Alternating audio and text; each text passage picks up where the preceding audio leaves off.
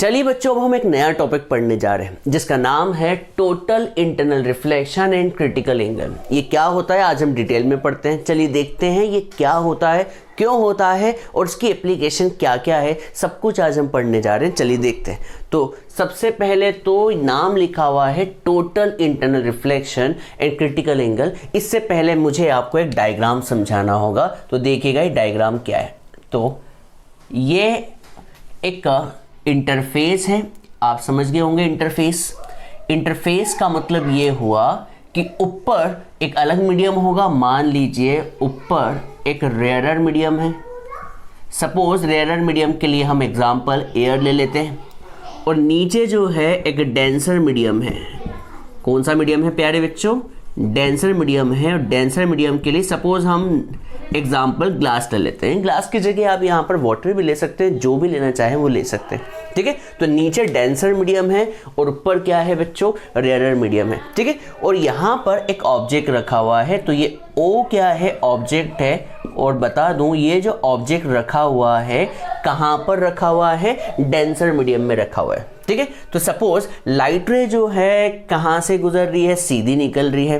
कहाँ से? तो आप कहेंगे नॉर्मल से। तो आपको ये पता होना चाहिए जब लाइट रे चाहे रेयरर मीडियम से निकल रही हो या डेंसर से, और जब बिल्कुल क्या हो, नॉर्मल से पास हो रही हो, तो वो बिना डेविएट हुए सीधी निकल जाती है। और लाइन सीधी बनाना अपने आप में बहुत बड़ा चैलेंज होता है बिना स्केल के। ठीक है, तो ये लाइट रे सीधी निकल गई, तो मैंने इसका नाम दे दिया कि लाइट रे कैसे पास हो गई? स्ट्रेट पास हो गई।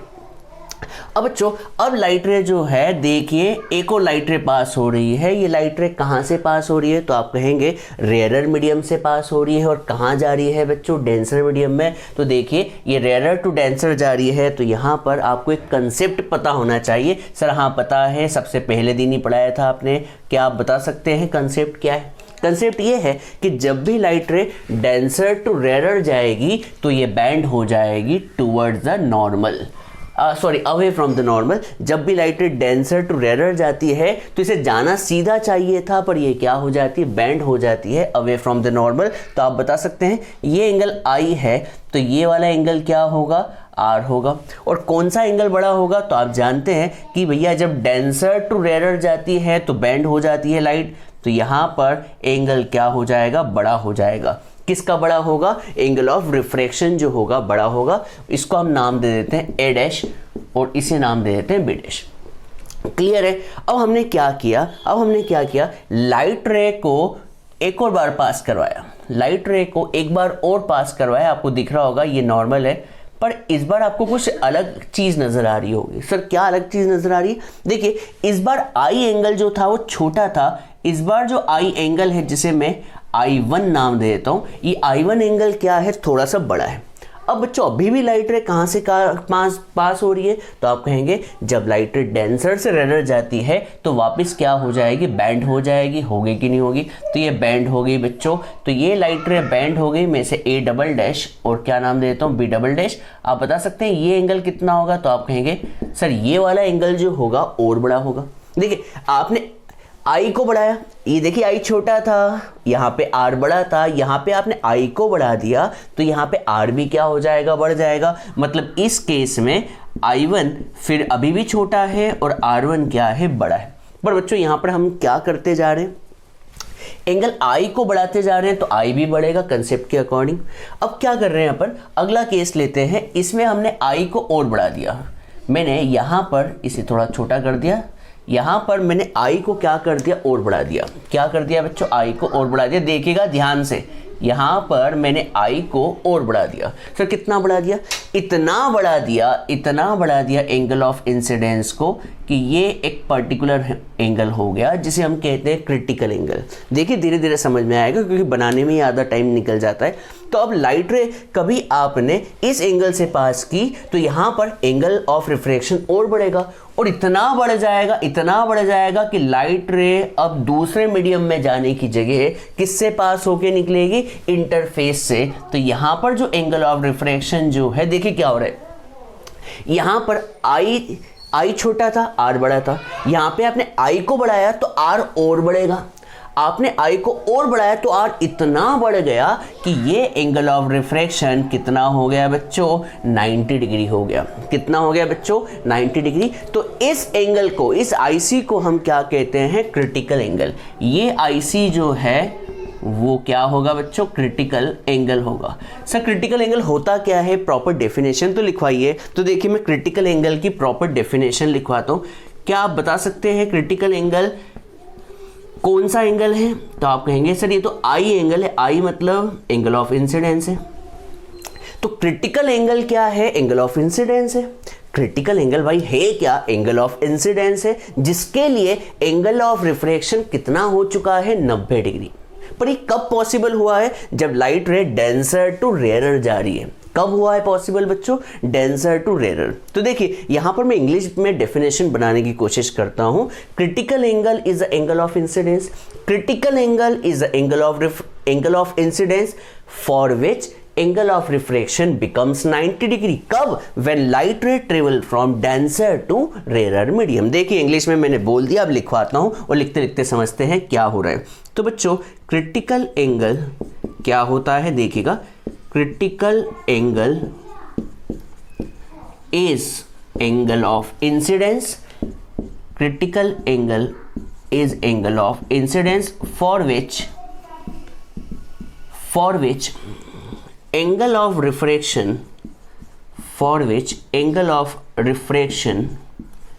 becomes 90 degree. कब यहां पे बताना पड़ेगा, when light ray travels from denser to कौन सा मीडियम बच्चों, रेयरर मीडियम। ये बात आपको समझ में आनी चाहिए।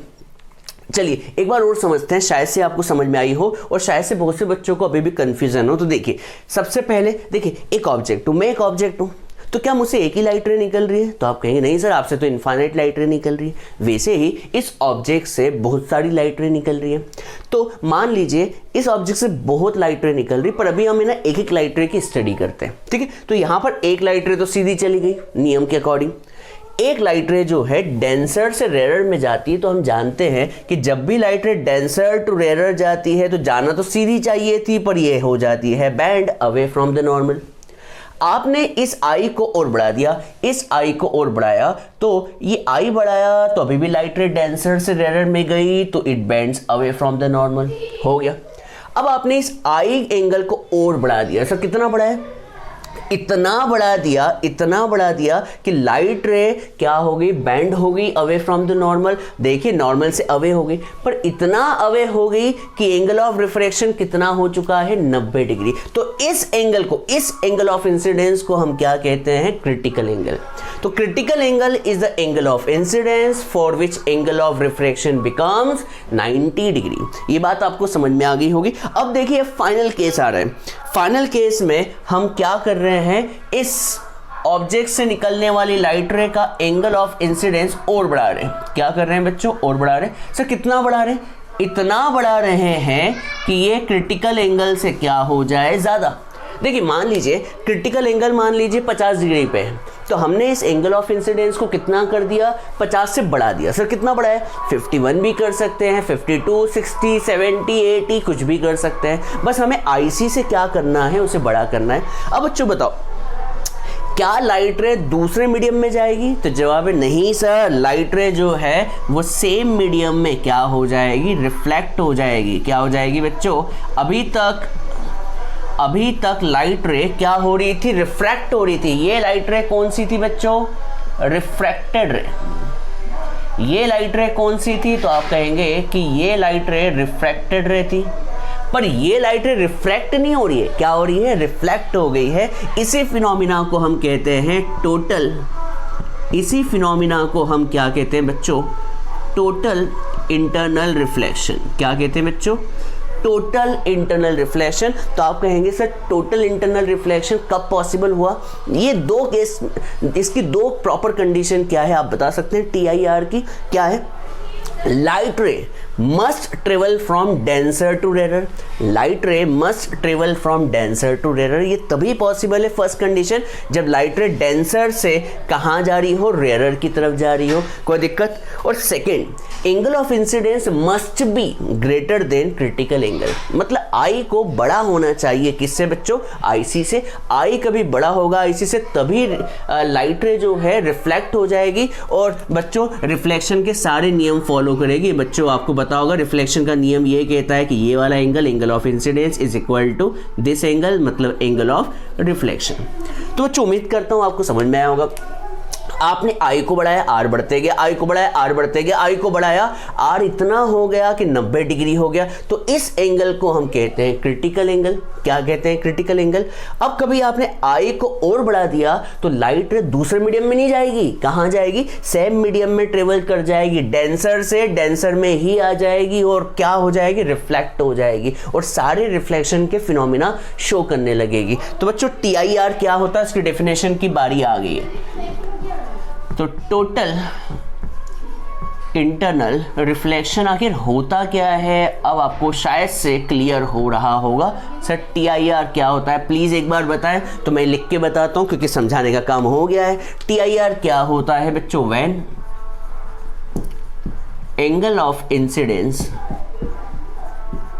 When angle of incidence is greater than कौन सा एंगल बच्चों, greater than critical angle. When angle of incidence greater than the critical angle, then light ray reflect in same medium obeying the laws of reflection. मतलब reflection तो हो ही रहा है पर reflection के सारे लॉ को भी ओबे कर रही है। तो बच्चों देखिए टोटल इंटरनल रिफ्लेक्शन क्या होता है, when angle of incidence greater than the critical angle then light ray reflect in the same medium obeying the laws of reflection. ये कब पॉसिबल हुआ है, when light ray travels from denser to rarer medium. ठीक है बच्चों, this phenomena is called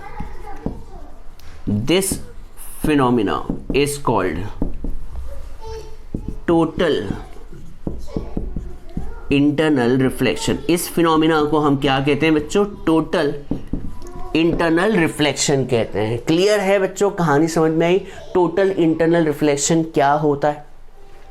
अब हम क्या करने जा रहे हैं, डेरिवेशन करने जा रहे हैं। किसके बीच, हम देखने जा रहे हैं कि भैया रिफ्रैक्टिव इंडेक्स ऑफ मीडियम और क्रिटिकल एंगल के बीच क्या रिलेशन है। तो यहां पर एक टॉपिक डालते हैं, टॉपिक का नाम क्या है, इसी जगह में हम करने की कोशिश करते हैं। तो रिलेशन हम निकालते हैं, क्या निकाल रहे हैं बच्चों, relation between critical angle and refractive index of medium. ठीक है बच्चों, ये एग्जाम में भी पूछा जाता है, तो ये रिलेशन आपको पता होना चाहिए, relation between critical angle and total internal reflection. बहुत ही छोटा डेरिवेशन है, तो आप बता सकते हैं क्रिटिकल एंगल का कंसेप्ट कब आया था। तो आप कहेंगे सर इसमें तो नहीं आया, इस डायग्राम में नहीं है, इस डायग्राम में भी नहीं है, इस डायग्राम में। हाँ बच्चों, ये क्रिटिकल एंगल वाला कंसेप्ट है। देखिए ये एंगल कौन सा एंगल था, क्रिटिकल एंगल, और ये एंगल, ये तो क्रिटिकल एंगल से ज़्यादा हो गया था ना बच्चों। तो ये वाला एंगल कौन सा एंगल है, क्रिटिकल एंगल वाला कंसेप्ट है। तो मैं इस डायग्राम को फिर से बनाता हूँ। देखिए ये जो है इंटरफेस है, ये रेयरर मीडियम है और ये आपका प्यारा सा डेंसर मीडियम है। ऊपर एयर है, नीचे ग्लास है। सर बिल्कुल सही है। ये रहा आपका ऑब्जेक्ट है, जिसे मैं मान लीजिए सूरज बना देता हूँ, सूरज। ठीक है, सूरज दिख ही रहा है आपको। अब लाइट रे क्या हो रही है, ट्रेवल कर रही है कहाँ से कहाँ, डेंसर टू रेयरर मीडियम। ये रहा आपका सबका नॉर्मल। लाइट रे ट्रेवल कर रही है कहाँ से कहाँ, तो आप कहेंगे डेंसर मीडियम से रेरर मीडियम। पर मैंने इस एंगल ऑफ इंसिडेंस को कुछ कर दिया सर, कितना कर दिया, इतना कर दिया कि ये एक प्रॉपर एंगल हो गया जिसे हम क्या कहते हैं, क्रिटिकल एंगल कहते हैं। क्या कहते हैं, क्रिटिकल एंगल। तो बच्चों बताओ क्रिटिकल एंगल के केस में लाइट रे कहाँ जाएगी, तो आप कहेंगे सर वो तो बेंड हो जाती है हवे। पर बच्चों इतना बेंड हो गई, इतना बेंड हो गई कि ट्रेवल्स अलॉन्ग इंटरफेस, इस लाइन को हम इंटरफेस कहते आए हैं। तो बच्चों बताओ ये एंगल कितना हो गया, 90 डिग्री। मैंने कोई नया डायग्राम नहीं बनाया, यही वाला डायग्राम फिर से बनाया है। सही है बच्चों। तो हम इसका डेरिवेशन करने जा रहे हैं। कभी एग्जाम में आए तो थोड़ा सा पूरा डायग्राम को अच्छे से समझा दिया करें बच्चों, पर अभी मैं डेरिवेशन करवा रहा हूं। तो सीधे से हम क्या लिखेंगे, बाय कौन सा लॉ बच्चों, स्नेल्स लॉ। कभी आप स्टेट बोर्ड एग्जाम दे रहे हैं तो स्टेट बोर्ड मतलब एमपी बोर्ड, यूपी बोर्ड या कोई सी भी बोर्ड आप एग्जाम दे रहे हो, गुजरात बोर्ड, तो बच्चों बोर्ड एग्जाम में आपको प्रॉपर लिखना होता है। लिखना होता है कि consider an object is placed at denser medium and light ray travels from denser to rarer medium. ये सब कुछ लिखना पड़ता है बच्चों। पर कभी आप सीबीएसई एग्जाम दे रहे हैं तो इतना लिखने की ज़रूरत नहीं होती, आप सीधे से कंसेप्ट फॉलो करते हैं। तो बच्चों स्नेल्स लॉ क्या कहता है, तो आप कहेंगे सर स्नेल्स लॉ कहता है n equals to sine I upon में साइन आर। सर हाँ सर हम तो जानते हैं n equals to sine I upon में साइन आर। सर ये n क्या है, तो n यहाँ पर क्या है, n जो है वो है रिफ्रैक्टिव इंडेक्स ऑफ मीडियम। और इसे लिखते कैसे हैं, लाइट रे ग्लास से एयर जा रही है तो इसे ऐसा लिखते हैं, हमने इसे रटना सिखाया था।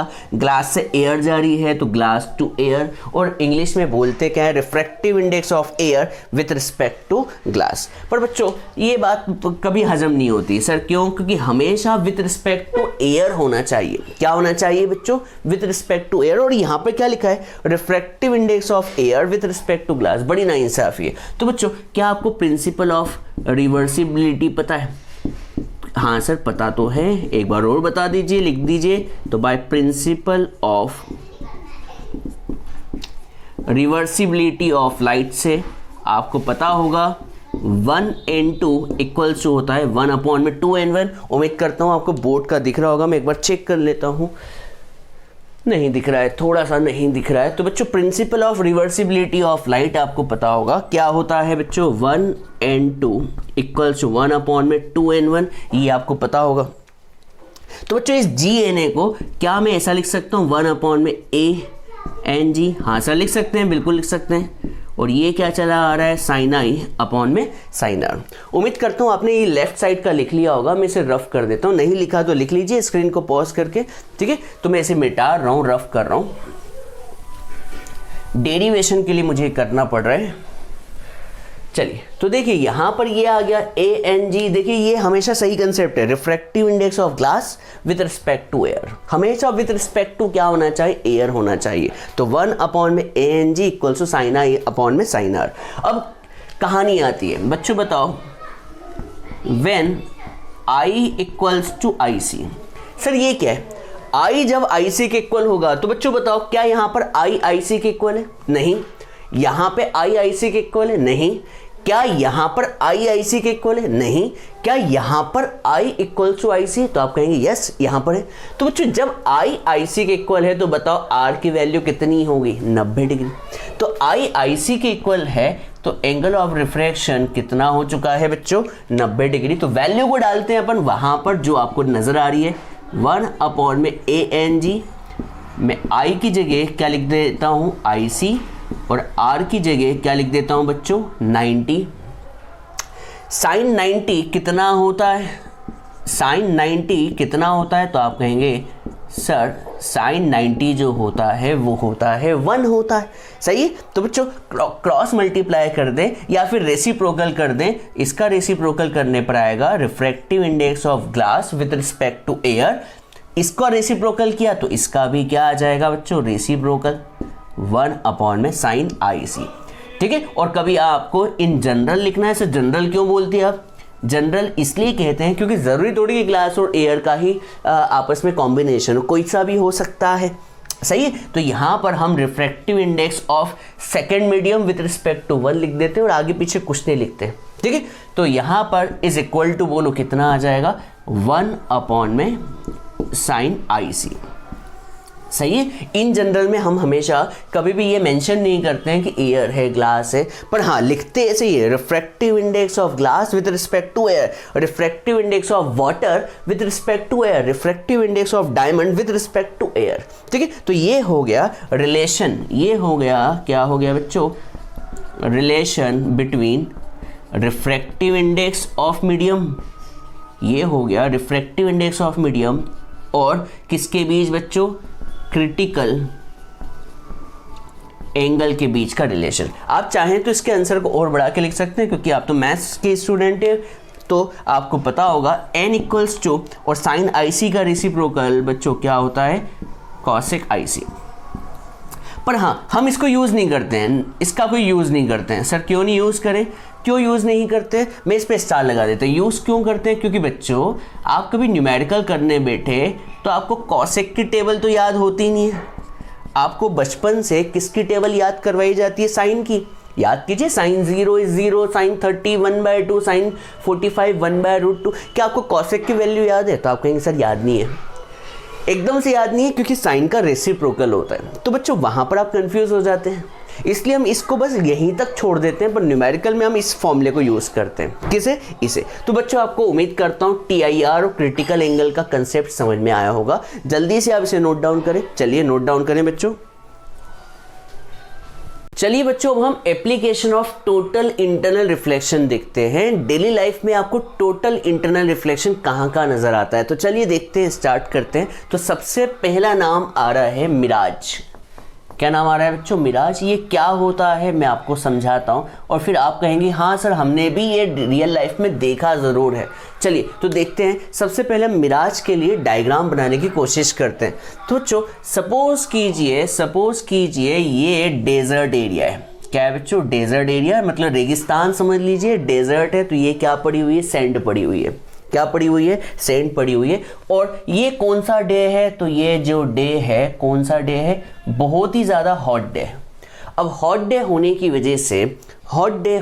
वजह से यहाँ पर क्या होगा, बहुत ज़्यादा गर्मी बढ़ जाएगी, हाँ है ना। और सैंड जो होती है बहुत जल्दी गर्म भी हो जाती है, ये आपको पता होगा। अब जैसे ही गर्म हुई सैंड, देखिए नीचे तो सैंड है, ये सैंड है, ठीक है, नीचे सैंड है। और यहाँ की बात करें तो यहाँ पर एयर है।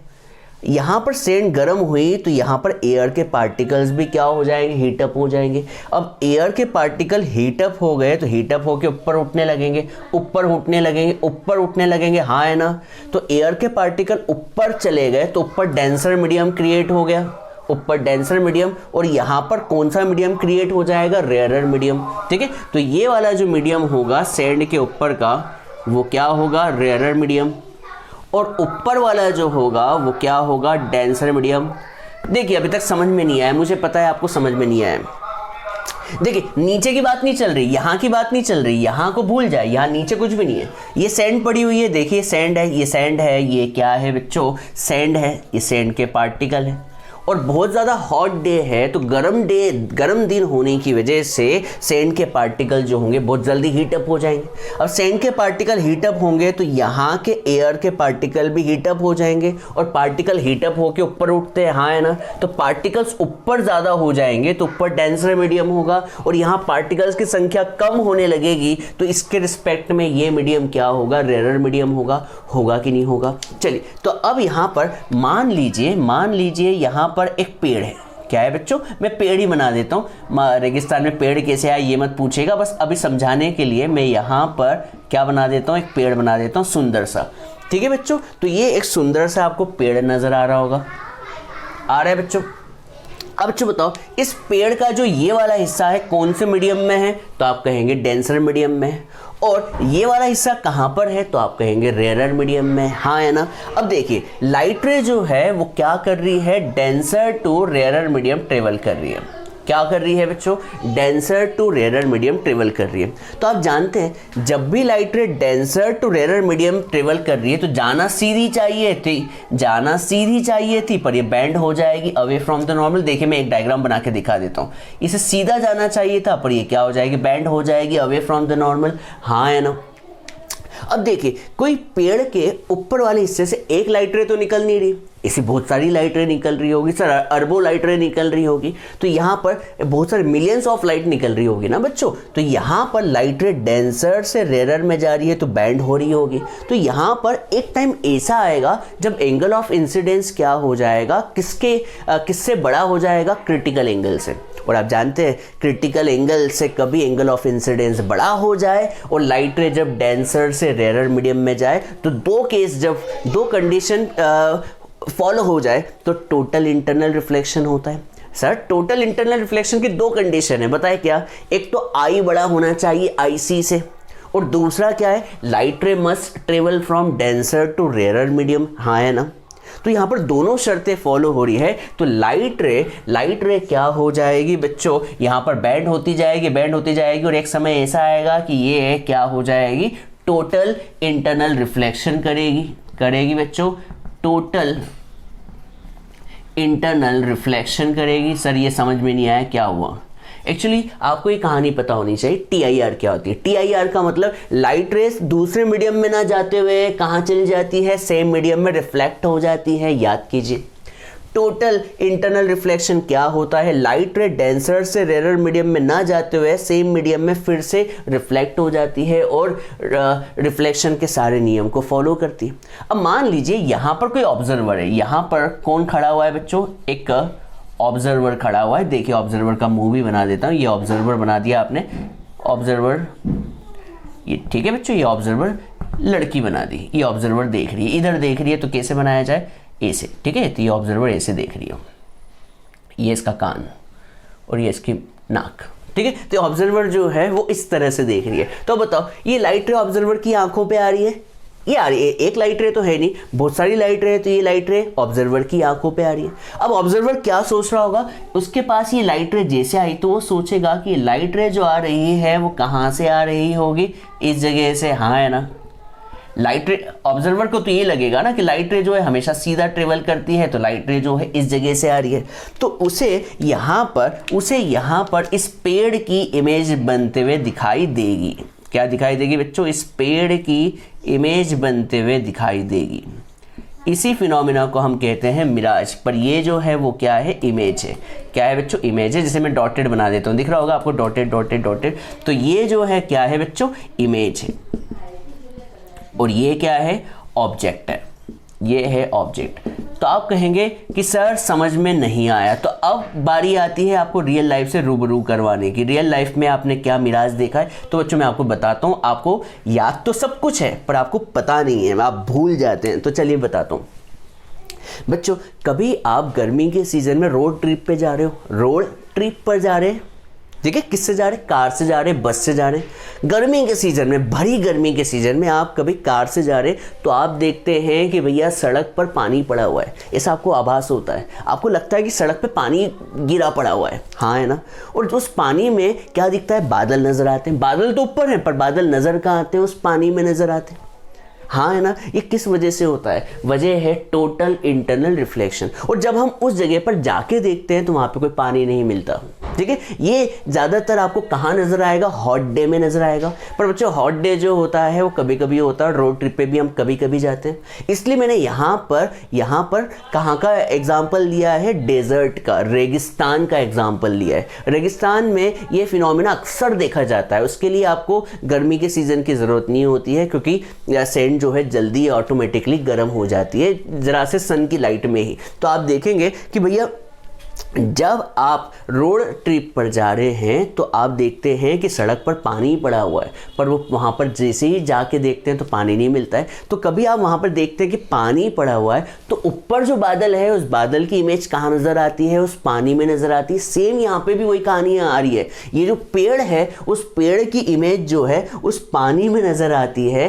तो ये जो है आपका पेड़ हुआ और ये इसकी क्या होगी, इमेज है। ये एक तरह का क्या है बच्चों, इल्यूजन है। ये कोई इल्यूजन समझते होंगे। इल्यूजन का मतलब ये है कि पेड़ आपको उल्टा दिख रहा है, पेड़ को उल्टा थोड़ी है, वो तो उसकी क्या हो रही है, इमेज नजर आ रही है, ठीक है। तो बच्चों आपको ये बात समझ में आई होगी, कहानी समझ में आई। देखिए क्या हो रहा है, सैंड, यहाँ पर सैंड लिया है, हॉट डे लिया है, गर्मी होने की वजह से यहाँ के पार्टिकल्स गर्म हुए, गर्म होके ऊपर उठे तो गर्म होके ऊपर उठे तो ऊपर डेंसर मीडियम होगा और नीचे क्या होगा बच्चों, रेयरर मीडियम होगा कि नहीं होगा, रेयरर मीडियम हो गया। अब लाइट रे जो है यहाँ से कहाँ की तरफ निकल रही, डेंसर टू रेयरर, और जब एंगल ऑफ इंसिडेंस क्या होगा, बड़ा होगा क्रिटिकल एंगल से, तो आई बड़ा होगा आईसी से, तो लाइट रे दूसरे मीडियम में जाने की जगह क्या हो जाएगी, सेम मीडियम में रिफ्लेक्ट हो जाएगी। पर यहाँ पे खड़े हुए आदमी को क्या लगेगा कि लाइट रे कहाँ से आ रही है, इस जगह से आ रही है, हाँ है ना, इस जगह से आ रही है, तो यहाँ पर उसको क्या दिखाई देगी,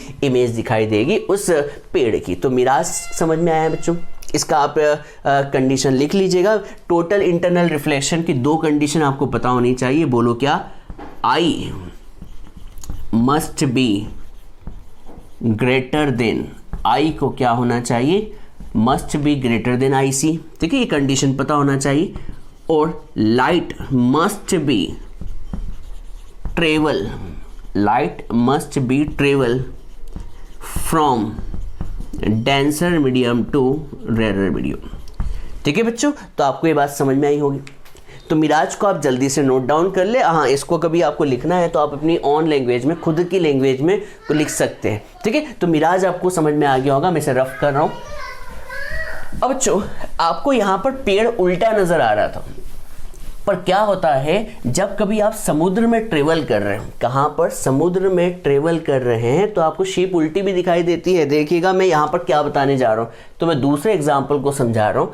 यहाँ पर मैं क्या ले रहा हूँ, यहाँ पर मैं वाटर ले रहा हूँ, और ये वाटर जो है क्या है, cold water, very cold water, ठीक है बच्चों। कोल्ड का मतलब ही क्या होता है, बहुत ज़्यादा ठंडा होता है, और वेरी का मतलब और ज़्यादा हो गया, या फिर मैं इसे एक और नाम दे देता हूँ, चिल्ड, ठीक है। चिल्ड का मतलब समझते होंगे कि पानी बहुत ही ज़्यादा ठंडा है, क्या है बच्चों, बहुत ही ज़्यादा ठंडा है। और मान लीजिए यहाँ पर एक शिप है, क्या है बच्चों, ये शिप है, ये शिप मैंने बनाने की, ऐसी बनाते शायद से ना शिप, तो ये शिप है, हाँ कुछ ऐसे ही बनाते सर, ये शिप है।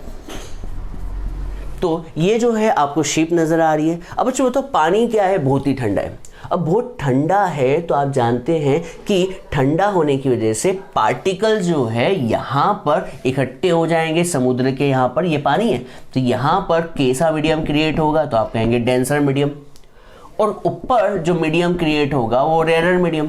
अरे जस्ट उल्टा बच्चों, गर्मी में पार्टिकल्स ऊपर जाते हैं और वही ठंड में पार्टिकल्स नीचे की तरफ आते हैं।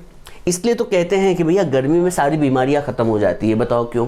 क्योंकि गर्मी में सारी बीमारियां इसलिए ख़त्म होती है क्योंकि सारी बीमारियों का कारण होता है वायरस, और वायरस और पार्टिकल्स सारे क्या होते हैं, गर्मी के कारण सैंड गर्म होती है, आपकी ज़मीन गर्म होती है, टाइल्स गर्म होती है, तो गर्म होकर पार्टिकल्स कहाँ की तरफ उठते हैं, ऊपर की तरफ, और इंसान तो कहाँ रहते हैं, नीचे, तो उनको सांस लेने में वायरस नहीं आ पाते, ठीक है, जिससे वो बीमारियों से बच जाते हैं। पर ठंड के सीज़न में मरीज बढ़ जाते हैं हॉस्पिटल्स में। सर क्यों बढ़ जाते हैं? क्योंकि ठंड के सीज़न में नीचे ज़मीन के लेवल पर क्या होते हैं, पार्टिकल्स ज़्यादा होते हैं, तो वायरस भी क्या होगा, ज़्यादा होगा। तो यहाँ पे याद रखिएगा, ठंड के सीज़न में नीचे डेंसर मीडियम क्रिएट होगा।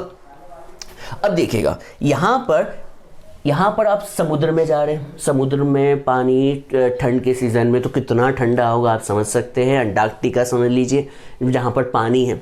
अब लाइट रे जो है ट्रेवल कर रही है, देखिए लाइट रे कहाँ जा रही है, तो लाइट रे जा रही है डेंसर मीडियम से कहाँ की तरफ, रेयरर मीडियम में जा रही है बच्चों।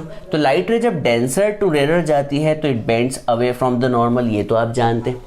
जब light ray denser to rarer जाती है तो it bends away from the normal.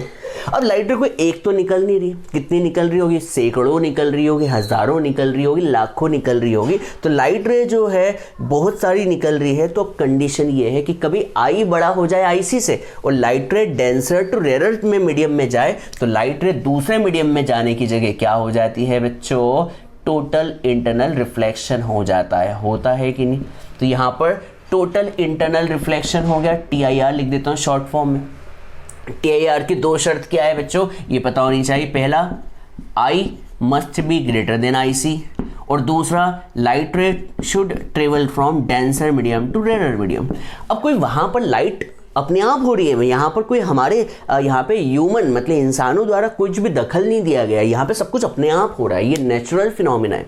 Light ray कोई इस शिप से एक तो नहीं निकल रही होगी, हजारों निकल रही होगी, लाखों निकल रही होगी। उनमें से कुछ लाइट रे क्या हो रही होगी, कुछ लाइट रे का आई जो होगा क्या होगा, आईसी से बड़ा होगा।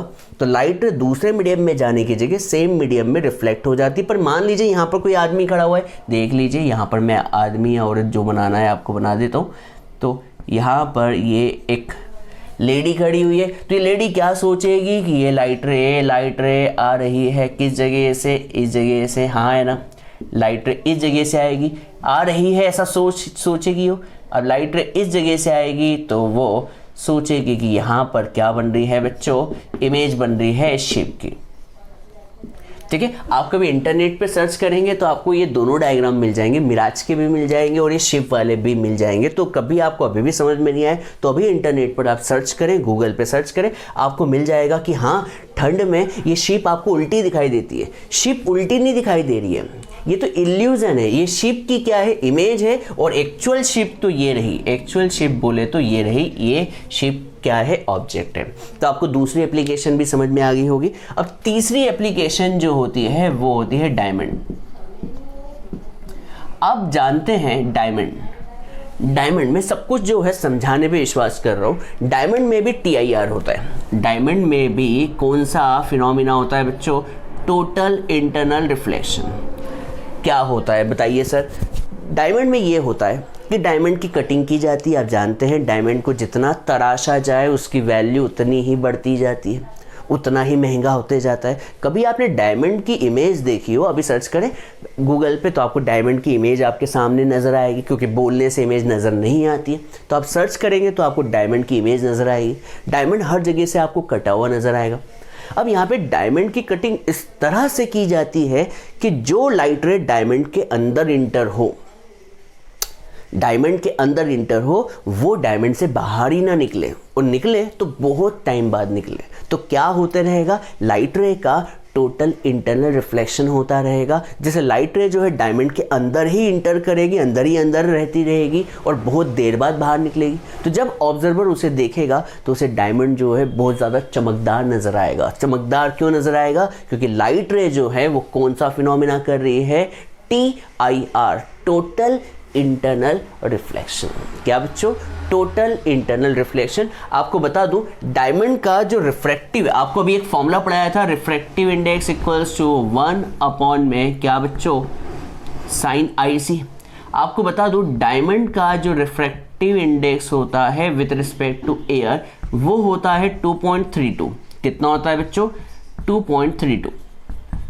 कभी हम इसे कैलकुलेट करें तो यहाँ पर साइन IC इक्वल्स टू क्या हो जाएगा, 1/2.32। डेसिमल हटाया तो ये कितना हो गया, 100 हो गया। ठीक है बच्चों, कभी आप इसे सॉल्व करने की कोशिश करें जैसे कि मैं कर रहा हूं, तो आपको मिलेगा 2.32, 23 3 23 4 हो जाएगा 92। तो ये 0.4 हो गया। ठीक है, और 8 बचा तो ये 3 हो गया, तो 0.43। तो यहाँ से हम क्या निकाल सकते हैं, IC की वैल्यू निकाल सकते हैं, जो कि मुझे वैल्यू याद नहीं है। तो यहाँ पर कभी आप IC की वैल्यू निकालें तो ये वैल्यू जो होगी, साइन की वैल्यू 0.43 कब होती है, तो आप कहेंगे सर 1/2 साइन 1/2 45 डिग्री पे होता है। तो ये वैल्यू जो होगी तकरीबन जो होगी 40 के आसपास होगी, 40 डिग्री। मतलब IC मैं यहाँ पर अप्रॉक्स लिख रहा हूँ बच्चों, मुझे एग्जैक्ट वैल्यू याद नहीं है सच बताऊँ तो। एग्जैक्ट वैल्यू जो है वो होगी 37 डिग्री या फिर कितनी 40 डिग्री के आसपास होगी। ये अप्रॉक्स लिख रहा हूँ मैं, आप बिल्कुल, मुझे डेटा याद नहीं है, सीधी सी बात। तो ये वैल्यू जो होगी 37 to 40। सर तो इससे फ़ायदा क्या हो, फ़ायदा ये हुआ कि बच्चों आपको याद होना चाहिए TIR की शर्त क्या है। TIR की शर्त है कि I बड़ा होना चाहिए IC से। अब देखिए IC खुद ही छोटा है तो एंगल ऑफ इंसिडेंस जो है एंगल ऑफ इंसिडेंस हमें सिर्फ कितना करना है, 41 करना है, 42 करना है, 43 करना है। जैसे ही करोगे तो क्या होने लग जाएगा फिनोमिना, TIR। और TIR होने लगा तो डायमंड क्या होगा, डायमंड के अंदर लाइट रे जो इंटर करेगी वो बार बार TIR करती रहेगी और बहुत देर बाद बाहर निकलेगी, तो इंसान को जो उसे देख रहा है उसे वो बहुत चमकता हुआ दिखाई देगा। सही है। देखिए यहाँ पे आपको आई कितना चाहिए, IC से बड़ा, मतलब 40 से बड़ा चाहिए ना, और 40 से बड़ा इतना आसान एंगल है। 40 डिग्री से बड़ा एंगल अपने आप हो जाता है इस कमरे में ही एंगल। देखिए यहाँ पर कोई एक लाइट सोर्स तो है नहीं, बहुत सारे लाइट सोर्स है। अब यहाँ पर उस डायमंड की रिंग में बहुत सारे लाइट रे घुस रही होगी, उनमें से बहुत सारी लाइट रे क्या होगी, आई बड़ा, एंगल ऑफ इंसिडेंस उनका बड़ा होगा, किससे, क्रिटिकल एंगल से, जिससे TIR बार बार होते रहेगा और डायमंड चमकते हुए दिखाई देगा। ठीक है, तो यहाँ पर ये वैल्यू जो मैंने लिखी है बच्चों, इसको जानबूझ के मिटा रहा हूँ क्योंकि ये वैल्यू मुझे नहीं पता, तो प्लीज़ आप इस डेटा को चेक कीजिएगा आपकी बुक से। ठीक है, तो यहाँ पर मैंने तीसरी एप्लीकेशन भी समझा दी डायमंड की। अब चौथी एप्लीकेशन जो कि IMP है वो मैं बताने जा रहा हूँ। चौथी एप्लीकेशन IMP है जो कि है ऑप्टिकल फाइबर। फोर्थ जो एप्लीकेशन है वो क्या है, ऑप्टिकल फाइबर। बच्चों आप बता सकते हैं कॉपर वायर इलेक्ट्रिसिटी में क्यों यूज़ होते हैं, तो आप कहेंगे सर कॉपर वायर इलेक्ट्रिसिटी में इसलिए यूज़ होते हैं क्योंकि वो इलेक्ट्रिक करंट को आसानी से पास करते हैं। मतलब ये सिग्नल को, इलेक्ट्रिक करंट एक तरह का सिग्नल है, सिग्नल को कॉपर वायर क्या करता है, सिग्नल को एक इस प्लेस से दूसरी जगह भेजने का काम करता है, कम्युनिकेशन का काम करता है। सही है कि नहीं। जैसे मान लीजिए आज मुझे करंट को भेजना है, कहाँ भेजना है, एक जगह से दूसरी जगह, A प्लेस से B प्लेस, तो क्या होगा, मुझे कॉपर वायर यूज़ करना होगा, क्योंकि करंट को आप ऐसे हवा में तो भेज नहीं सकते, आपको क्या भेजना होगा, करंट भेजने के लिए कॉपर वायर चाहिए होगा। वैसे ऑप्टिकल फाइबर भी क्या होता है, एक ऐसा डिवाइस होता है या फिर ऐसा कम्युनिकेशन चैनल होता है जो लाइट सिग्नल को, देखिए करंट को नहीं, किसको, लाइट सिग्नल को एक प्लेस से दूसरी प्लेस भेजता है। तो बच्चों ऑप्टिकल फाइबर क्या होता है, तो इट इज अ डिवाइस बोल सकते हैं। Optical fibre is a communication channel, device ना बोलते हुए क्या बोलते हैं सर, चैनल क्या होता है, चैनल मतलब जो current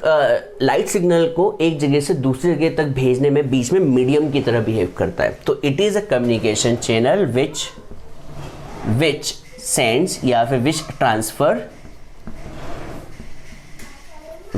transfer light signal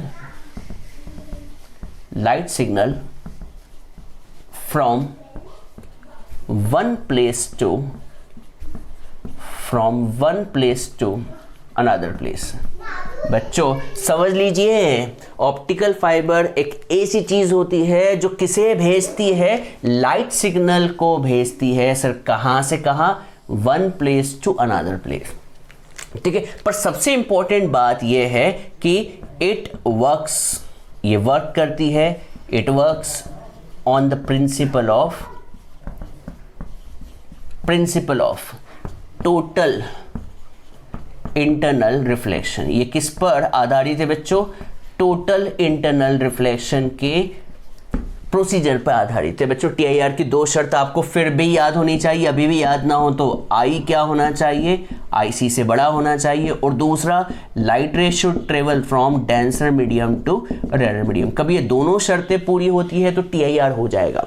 sir तो ऑप्टिकल फाइबर क्या होता है, ऐसा कम्युनिकेशन चैनल होता है जो लाइट सिग्नल को एक जगह से कहां भेजता है, दूसरी जगह पर, और ये किस प्रिंसिपल पे आधारित होता है, टोटल इंटरनल रिफ्लेक्शन पे आधारित होता है। तो सर ये होता क्या है, कैसे वर्क करता है, तो अब हम पढ़ने जा रहे हैं। तो सबसे पहले हम इसका क्या पढ़ते हैं, कंस्ट्रक्शन पढ़ते हैं कि भैया ऑप्टिकल फाइबर दिखता कैसा है। ठीक है, तो मैं इसका क्या बनाने जा रहा हूँ, कंस्ट्रक्शन बनाने जा रहा हूँ। कंस्ट्रक्शन बताता हूँ कंस्ट्रक्शन में क्या होता है। तो कभी हम ऑप्टिकल फाइबर को देखें तो ऑप्टिकल फाइबर में 3 लेयर होती है। ठीक है, तो ये फर्स्ट लेयर जो होती है, ये जो आपको नज़र आ रही है, ये जो फर्स्ट लेयर जो होती है इसे हम कहते हैं जैकेट। क्या बोलते हैं बच्चों, जैकेट। फर्स्ट लेयर जो होती है वो क्या होती है, जैकेट। और बच्चों जैकेट का काम क्या होता है आप बता सकते हैं, तो आप कहेंगे सर जैकेट का काम ये है कि अंदर की चीज़ों को प्रोटेक्ट करना, ठीक है। ये एक तरह से अंदर जो चीज़ आने वाली है उन सबको क्या करता है, प्रोटेक्ट करता है, ठीक है। तो पहली चीज़ क्या होगी, जैकेट होगी। अब जो मैं दूसरी चीज़ बनाने जा रहा हूँ, देखिएगा दूसरी चीज़ क्या है। तो मैं जो दूसरी चीज़ बनाने जा रहा हूँ इसे कहते हैं क्लेडिंग। तो ये ब्लू वाला जो है वो क्या है, क्लेडिंग है बच्चों, क्लेडिंग है। ये क्लेडिंग किसका बना होता है, मेड अप ऑफ। तो बच्चों ये जैकेट क्या होता है, इसको भी लिख ही ले, नहीं तो आप कहेंगे सर जैकेट क्या होता है। तो जैकेट क्या होता है, provide strength to optical fibre. बच्चों सीधी सी बात है, ये जैकेट जो होता है अंदर की चीज़ों को स्ट्रेंथ प्रोवाइड करता है, क्योंकि देखिए अंदर की चीज़ें जो हैं बहुत ही नाजुक होगी। तो अंदर की चीज़ नाजुक है तो बाहर क्या रखना होगा, बहुत ही ऐसी चीज़ रखनी होगी जो अंदर की चीज़ों को क्या रख सके, प्रोटेक्ट कर सके। तो यहाँ पर जैकेट का काम ही होता है कि स्ट्रेंथ प्रोवाइड करता है ऑप्टिकल फाइबर को, और साथ के साथ अंदर की चीज़ों को प्रोटेक्ट करने का काम करता है। अब दूसरी ब्लू वाली चीज़ क्या है, क्लेडिंग है। ये मेडअप ऑफ किसकी बनी होती है, मेडअप ऑफ फाइबर। ये फाइबर की बनी होती है या फिर मेडअप ऑफ प्लास्टिक। ये प्लास्टिक की भी बनी होती है, ग्लास की भी बनी होती है, या फिर पॉलीमर की भी बनी होती है। ये किसी की भी बनी हो सकती है, पर ऐसी चीज़ होनी चाहिए जो ट्रांसपेरेंट हो। तो बच्चों क्लेडिंग का मतलब ऐसी चीज़ जो प्लास्टिक की बनी हो, ग्लास की बनी हो, पॉलीमर की बनी हो, पर उसमें से लाइट क्या होनी चाहिए, पास होनी चाहिए। और बच्चों इसका जो रिफ्रैक्टिव इंडेक्स हम रखते हैं, तो रिफ्रैक्टिव इंडेक्स ऑफ क्लेडिंग यही तो सबसे इंपॉर्टेंट है।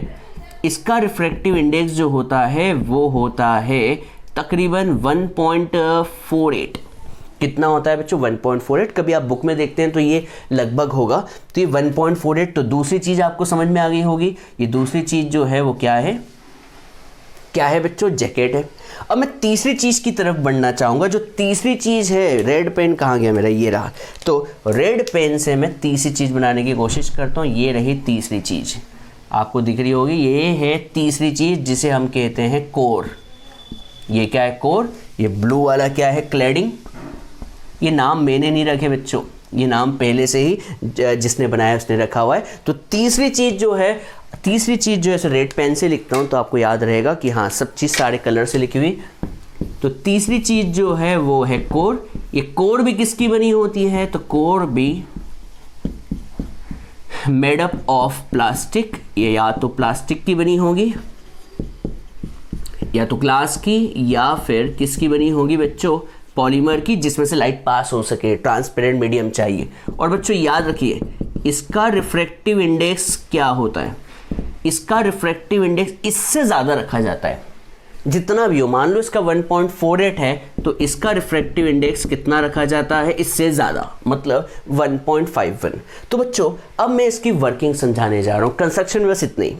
तो बच्चों ये किसका डायग्राम है, ये किसका डायग्राम है, ऑप्टिकल फाइबर का, जिसमें 3 लेयर होती है। फर्स्ट लेयर जैकेट, जिसका काम सिर्फ अंदर की चीज़ों को प्रोटेक्ट करना है। और अंदर 2 चीज़ कौन कौन सी होती है, तो अंदर 2 चीज़ जो होगी, यहाँ पर थोड़ा सा 3D एनिमेशन नहीं दिख रहा है। तो अंदर 2 चीज़ क्या है, एक तो ब्लू वाली क्लेडिंग है, और सबसे सेंट्रल पार्ट क्या होता है, कोर होता है। याद रखिएगा बीच वाले पार्ट को कोर कहते हैं। अब मैं इसकी वर्किंग समझाता हूँ और समझाने की कोशिश करता हूँ, और उम्मीद करता हूँ कि आपको ये बात समझ में आएगी।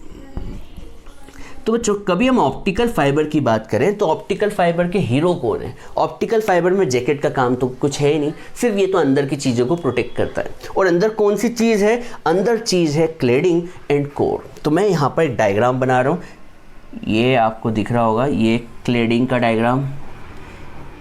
ये क्या है बच्चों, ब्लू वाला मैंने बनाने की कोशिश की है, क्लेडिंग है। क्या है बच्चों, ये क्लेडिंग आपको नज़र आ रहा है, ये क्लेडिंग है। और ये जो रेड वाला जो है वो क्या है, कोर है, जिसे बना रहा हूँ मैं, बना रहा हूँ, अच्छा बन रहा है, अच्छा बन रहा है, अच्छा, ठीक है। ये रेड वाला,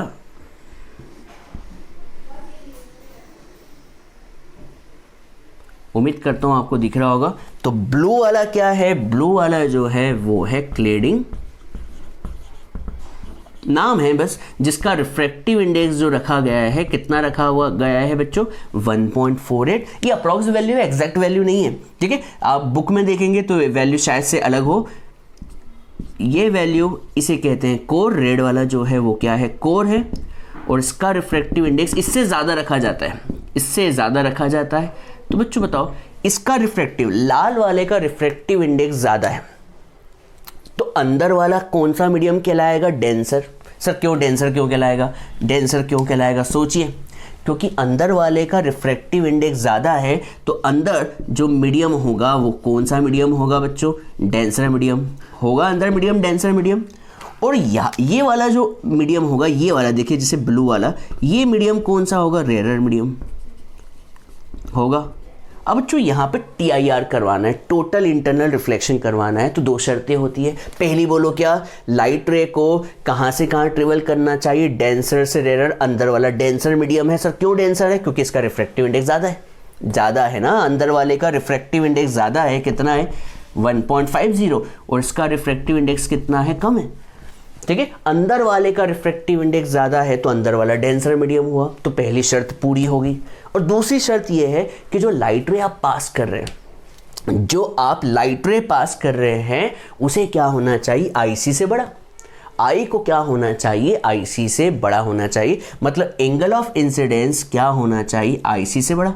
अब बच्चों आप बताएं क्या होता है, दोनों शर्तें पूरी हो गई तो लाइट रे जो है दूसरे मीडियम में नहीं जाएगी, डेंसर से रेयर में जाना डेंसर से रेयर में था, पर 2 शर्तें पूरी हो जाए तो लाइट रे जो है क्या कर जाती है, TIR, total internal reflection. Reflect समझते होंगे, लाइट रे डेंसर से रेयर में जाना चाहती थी डेंसर से रेयर में जाना, पर 2 शर्तें पूरी होने की वजह से लाइट रे दूसरे मीडियम में ना जाते हुए क्या हो जाएगी, सेम मीडियम में ट्रेवल कर जाएगी। और कौन सा फिनोमेना शो करेगी बच्चों, TIR, और ये यहाँ से बाहर निकल जाएगी, टोटल इंटरनल रिफ्लेक्शन। ये आपको एरो बना देता हूँ, दिख रहे होंगे, ठीक है। तो बच्चों वर्किंग आपको समझ में आ गई होगी। वर्किंग क्या है, वर्किंग ये है कि भैया लाइट रे जो, वर्किंग में आपको सिर्फ क्या लिखना है, वर्किंग में पूरे टाइम आपको किसके बारे में लिखना है बच्चों, TIR, और कहानी मैंने जो समझाई उसको लिखना है कि भैया लाइट रे को जो हमने इंटर करवाना चाह रहे, आई बड़ा होना चाहिए IC से, और लाइट रे को ट्रेवल करना चाहिए डेंसर टू रेयर मीडियम। तो ये दोनों शर्तें पूरी हो गई, तो ये लाइट रे एक प्लेस से कहाँ चली गई, दूसरे प्लेस में। और बच्चों बताओ लाइट की स्पीड कितनी होती है, तो आप कहेंगे 3 × 10⁸ मीटर पर सेकेंड। और सर यहाँ से कितनी निकलेगी, तो आप कहेंगे 3 × 10⁻⁻⁻ मीटर पर सेकेंड। हाँ है ना। अब आप कहेंगे सर इससे फ़ायदा क्या है, फ़ायदा ये है कि लाइट देखिए कितनी स्पीड से ट्रेवल कर रही है, तो लाइट जो है कितनी स्पीड से ट्रेवल कर रही है, 3 × 10⁸ मीटर पर सेकेंड। मतलब 1 सेकेंड में अर्थ के हज़ारों नहीं सैकड़ों चक्कर लग जाएंगे, एग्जैक्ट डेटा याद नहीं है। मतलब कभी आपने ऑप्टिकल फाइबर से लाइट सिग्नल को भेजा तो ये अर्थ के सैकड़ों चक्कर कंप्लीट कर लेगी, वो भी कितने सेकेंड में, 1 सेकेंड। तो समझ में आया ये कंसेप्ट क्या है। ऑप्टिकल फाइबर आगे की जनरेशन में यूज़ होने वाली चीज़ है। आप जानते होंगे कि आजकल जो है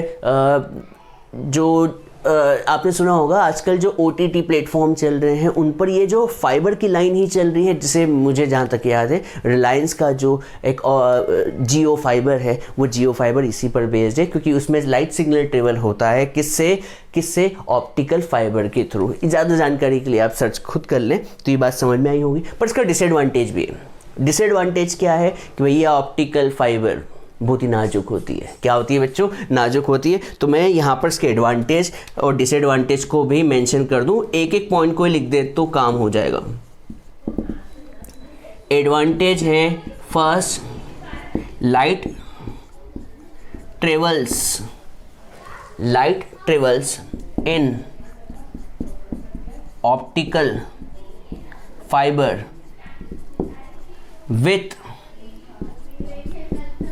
3 × 10⁻⁻ मीटर पर सेकेंड स्पीड।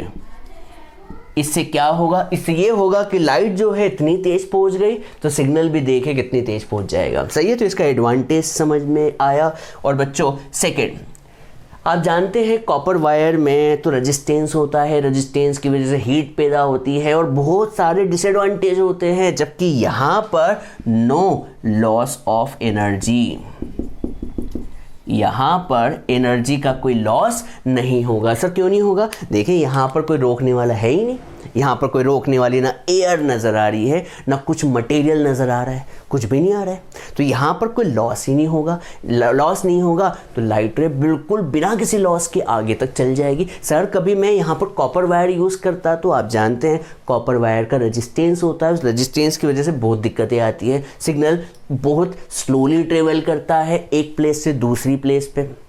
और दूसरा, कॉपर वायर जल्दी से ख़राब भी हो जाते हैं। आप जानते होंगे कॉपर वायर 10 साल 15 साल में ख़राब भी हो जाते हैं, उन्हें बार बार चेंज करना पड़ता है। चलिए, तो एडवांटेज आपको समझ में आ गया होगा। मैं यहीं पर जगह ढूंढ कर डिसएडवांटेज भी डाल ही देता हूँ।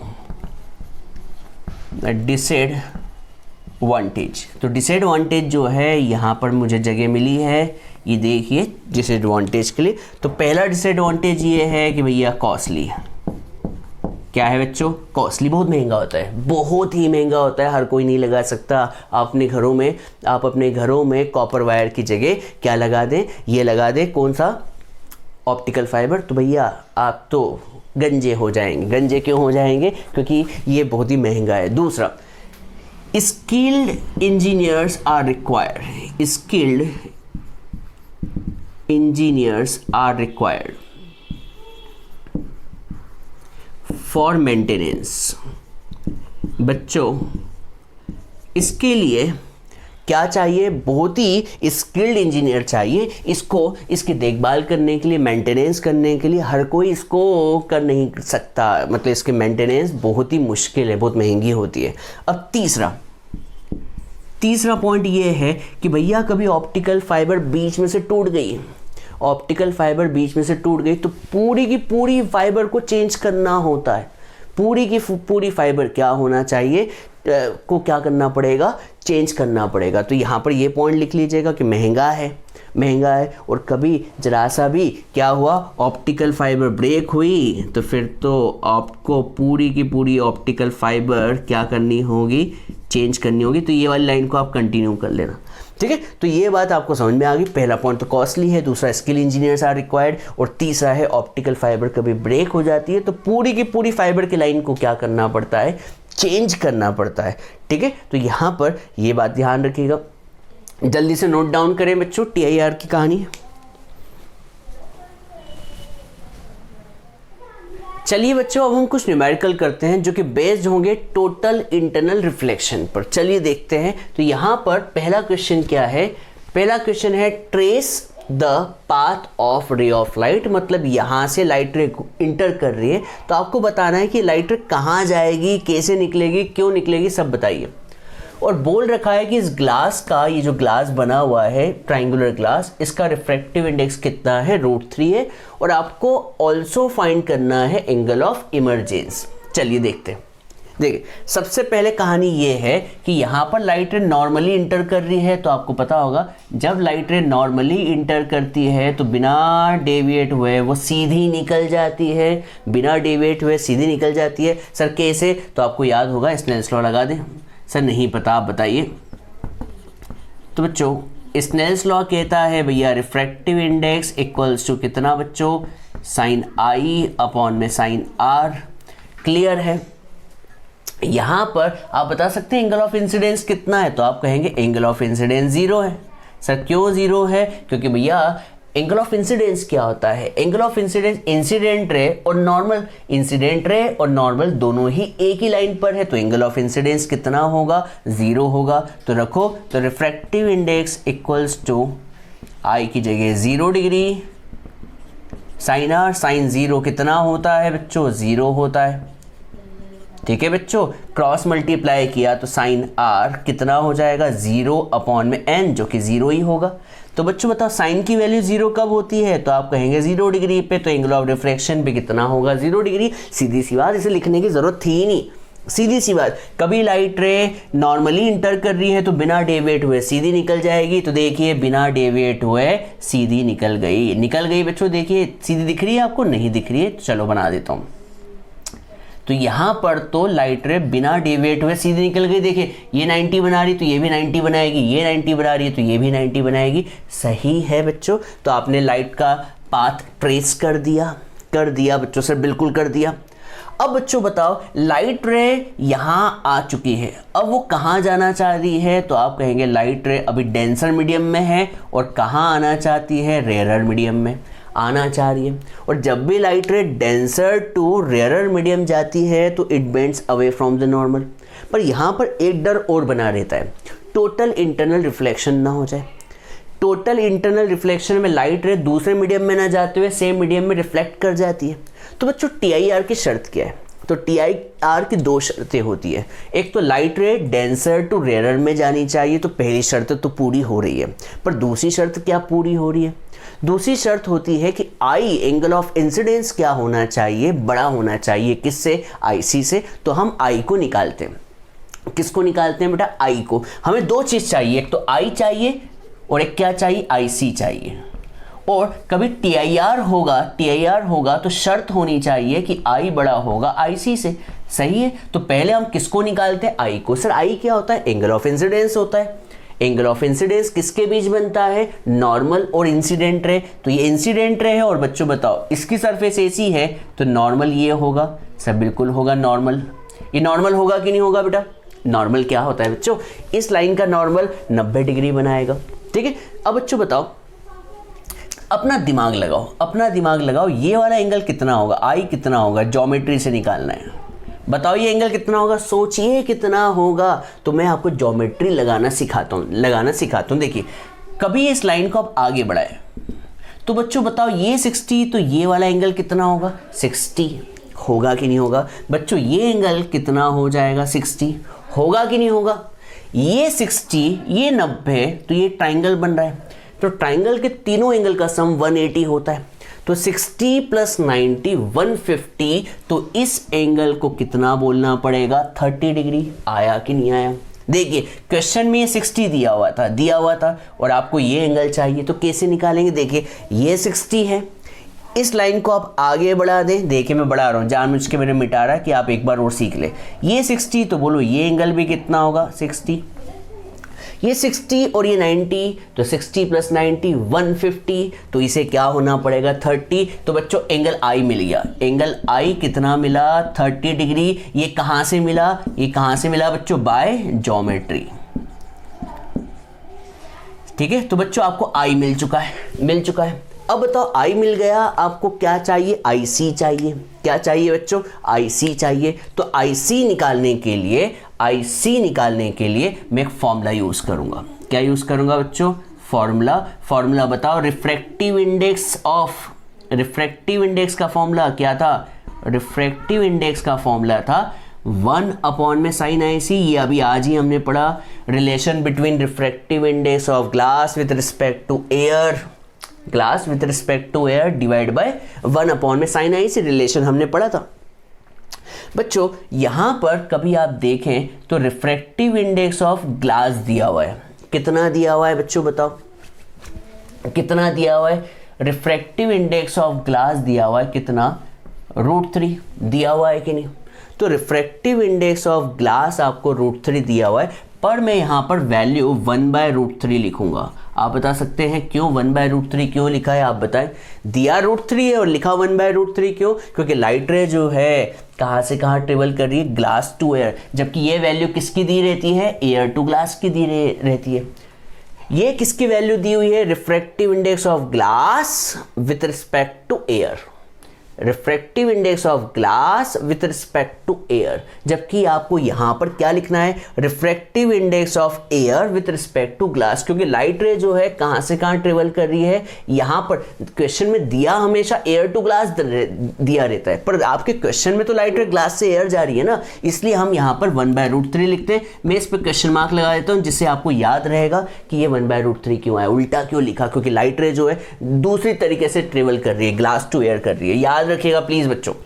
ठीक है, और यहां पर क्या चल रहा है? 1/में sine I C cross multiply किया तो बच्चों बताओ sine I C equals to कितना आ जाएगा √3। तो बच्चों बताओ आई सी कितना हो जाएगा, आप बता सकते हैं। साइन आई सी की वैल्यू √3 कब होती है, आई सी की वैल्यू √3, सर √3 तो होती ही नहीं है, आपने √3 डायरेक्ट लिख दिया है। तो बच्चों यहाँ से साइन आई सी मिल गया कितना, √3, और √3 की वैल्यू होती है 1.732, ये तो पता होगा। सर आपको आई और आई सी को कंपेयर करना है, हाँ है ना, पर आपके पास तो आई की वैल्यू है और आई सी की वैल्यू आपको डिग्री में पता नहीं चल पाएगी, क्योंकि साइन आई सी की वैल्यू √3 पर एग्जैक्ट वैल्यू तो हमें कैलकुलेटर से ही पता चल पाएगी। तो एक काम करते हैं, हम आई और आई सी को कंपेयर ना करते हुए किसको कर लेते हैं, साइन आई सी और साइन आई सी को, साइन आई और साइन आई सी को। तो साइन आई सी तो निकला हुआ है, हम यहाँ से साइन आई निकाल लेते हैं। बच्चों बताओ साइन आई कितना होगा, तो साइन आई होगा साइन 30, और साइन 30 कितना होता है बच्चों 1/2, और 1/2 कितना होता है 0.5। अब बच्चों बताओ TIR की शर्त क्या है। आपसे कोई पूछे कि भैया TIR की शर्त क्या है, तो आप कहेंगे पहली शर्त है डेंसर मीडियम से कहाँ लाइट रे ट्रेवल करनी चाहिए, रेयर मीडियम में। तो पहली शर्त है तो पूरी हो रही है, लाइट रे डेंसर से कहाँ जा रही है, रेयर में। और दूसरी शर्त ये है कि लाइट रे को हमेशा आई बड़ा होना चाहिए आईसी से, आई बड़ा होना चाहिए आईसी से, या फिर कहें कि साइन आई बड़ा होना चाहिए किससे, साइन आईसी से। क्या साइन आई की वैल्यू बड़ी है, तो आप कहेंगे साइन आई की वैल्यू 0.5 है, साइन आई सी की वैल्यू 1.732 है। क्या साइन आई की वैल्यू बड़ी है, तो आप कहेंगे नहीं सर ये शर्त पूरी नहीं हो रही है, इसलिए यहाँ पर इस वाले क्वेश्चन में क्या नहीं होगा, नो टोटल इंटरनल रिफ्लेक्शन। इसका मतलब लाइट रे रिफ्लेक्ट नहीं होगी, तो रिफ्लेक्ट नहीं होगी तो क्या होगी, रिफ्रैक्ट हो जाएगी। रिफ्रैक्ट होना मतलब लाइट रे जब डेंसर से रेयर में जाती है तो it bends away from the normal, तो ये अवे निकल गई, ठीक है। यहाँ पर TIR नहीं होगा, क्या होगा, अवे निकल जाएगी, वो भी कहाँ, दूसरे मीडियम में निकल जाएगी। अब आपको क्वेश्चन में बोल रखा है ये वाला एंगल निकालो, तो ये वाला एंगल निकाल लेते एंगल ऑफ इमरजेंस। कैसे निकाले, स्नेल्स लॉ से निकाल ले। किससे निकाले बच्चों, स्नेल्स लॉ से। कोई बताएगा स्नेल्स लॉ क्या होता है, सर मैं बताऊंगा। Refractive index equals to sine I upon में साइन आर, सही है। आई कितना है 30 डिग्री है और आर निकालना है, तो आई की जगह मैंने लिखा 30 और आर निकालना है, सही है बच्चों। और रिफ्रैक्टिव इंडेक्स बोलो कितना दिया हुआ है, तो रिफ्रैक्टिव इंडेक्स √3 दिया हुआ है, पर लिखेंगे क्या 1/√3 में फिर से क्वेश्चन मार्क लगा दूं क्या, 1/√3 क्यों लिखा है, क्योंकि रिफ्रैक्टिव इंडेक्स ऑफ ग्लास दिया रहता है, जबकि यहाँ पे लाइट रे जो है एयर टू ग्लास नहीं ग्लास टू एयर ट्रेवल कर रही है, इसलिए 1/√3 लिखते हैं। तो बच्चों 1/√3 एज इट इज, साइन 30 कितना होता है 1/2, और यहाँ पर क्या चल रहा है साइन आर, क्रॉस मल्टीप्लाई करें तो साइन आर कितना हो जाएगा √3/2, और साइन आर की वैल्यू √3/2 कब होती है, जब आर कितना होगा बच्चों 60 डिग्री। इसका मतलब ये वाला एंगल कितना हो गया बच्चों 60 डिग्री। बहुत ही टफ क्वेश्चन था ना बच्चों, टफ था कि नहीं मैं पूछना चाह रहा हूँ। तो देखिए मैं एक बार और कोशिश करता हूँ, क्योंकि यहाँ पर आपको कन्फ्यूज़न तो हुआ है। देखिए सबसे पहले तो ये लिखने की ज़रूरत ही नहीं थी, इसको आप अवॉइड करें। अवॉइड क्यों करें, क्योंकि सीधी जो नॉर्मल जा रही है सीधी निकल जाती है, तो ये आपकी लाइन हट गई, इसको मत लिखें, आपको मैं ये परमिशन दे रहा हूँ, सीधे से बना दिया। अब यहाँ से कहानी उल्टी पड़ रही है, लाइट रे डेंसर से कहाँ इंटर कर रही है, रेयर में, और जब लाइट रे डेंसर से रेयर में इंटर कर रही है तो यहाँ पर एक संभावना बनने लगती है TIR की। क्या पता TIR हो या ना हो, तो आपको दोनों संभावना को देखना पड़ेगा। TIR होगा तो क्यों होगा, जब आई बड़ा होगा आईसी से, या फिर कहें साइन आई बड़ा होगा साइन आईसी से, और लाइट रे डेंसर से क्या होनी चाहिए, रेयर में। तो हम TIR की खोज में निकल गए, TIR की खोज में निकल गए। क्या किया हमने, सबसे पहले आई साइन आई निकाला। सर आई किससे निकाला, ज्योमेट्री से। कैसे निकाला, ये 60 ये 90, तो ये 30, तो आई 30 हो गया, तो साइन 30 हो गया, 1/2 0.5 हो गया। अब हम IC कैसे निकालेंगे, तो IC निकालने के लिए हमें फॉर्मूला पता है, रिफ्रैक्टिव इंडेक्स ऑफ फलाना medium with respect to air दिया हुआ है। क्वेश्चन में √3 दिया है, पर 1/√3 क्यों लिखा है, क्योंकि light ray denser to rare जा रही है, तो 1/√3। क्रॉस मल्टीप्लाई किया तो साइन आई सी की वैल्यू मिली √3 1.732। शर्त क्या है? शर्त ये है कि लाइट रे TIR की शर्त है कि डेंसर टू रेयर जानी चाहिए और आई बड़ा होना चाहिए IC से, या फिर कहें साइन आई बड़ा होना चाहिए साइन IC से। तो साइन आई बड़ा है क्या? नहीं बड़ा है, इसका मतलब TIR नहीं होगा। TIR नहीं होगा इसका मतलब कि लाइट रे सेम मीडियम में ट्रेवल ना करते हुए दूसरे मीडियम में निकलेगी, रिफ्रैक्ट करेगी। तो हम क्या निकाले? एंगल ऑफ इमर्जेंस निकाले। कैसे निकाले? स्नेल्स लॉ से। स्नेल्स लॉ होता है साइन आई अपॉन में साइन आर, और ये निकालना है तो ये निकालने के लिए हमें आर निकालना होगा। आर निकाल लिया कितना? 60। और देखिए यहाँ वैल्यू √3 दी थी पर क्वेश्चन में, पर यहाँ पर हमने क्या लिखी? 1/√3। क्लियर है? चलिए, उम्मीद करता हूँ आपको पहला क्वेश्चन समझ आया होगा। इसे जल्दी से नोट डाउन करें, मैं इसे रफ कर रहा हूँ, कर दूं बच्चों।